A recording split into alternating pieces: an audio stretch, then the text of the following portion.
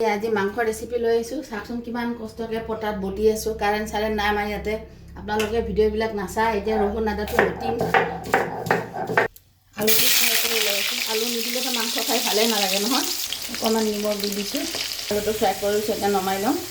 পিঁয়াজ দি দিছোঁ মাংস ভজা তেলতে, আদা ৰহুনৰ পেষ্ট, ইয়াতে আছে জিৰা আৰু ধনিয়া আৰু পিঁয়াজ অকণমান। মই এটা জলকীয়াও দি দিছোঁ বটি পেলাই। একদম মছলাটো তেল যেতিয়ালৈকে ওলাই নাযায় তেতিয়ালৈকে মই ফ্ৰাই কৰি ল'ম। যিমান মছলা ভাজে সিমানেই মাংস টেষ্ট হয় খাবৰ কাৰণে। হালধি দিম, নিমখ, অকণমান পানী দি মছলাটো মই ভালকৈ ফ্ৰাই কৰি লৈ আছোঁ। ভালকৈ কচাই লৈছোঁ, তেতিয়া বেছি টেষ্ট লাগিব খাই। একদম মছলাই তেল এৰি দিছে। এতিয়া মই মাংসখিনি দি দিছোঁ।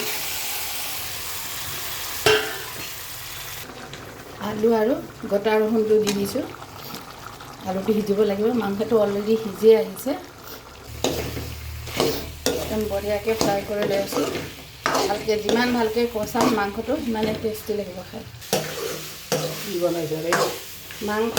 তোমাৰ ফেভাৰেট একদম জ্বলা দিয়া মাংস লগত গোটা ৰহুন দিছোঁ। তুমি বিৰাট ভাল বনাই আজি একদম ঠিকছে জ্বলাই দিছোঁ। খাই মজা লাগিব। ধুনীয়া ফ্ৰাই কৰি ল'লোঁ, কচাই লৈছোঁ। এতিয়া পানী দি দিম। এই আমাৰ মাংসৰ ৰেচিপিটো হৈ গ'ল।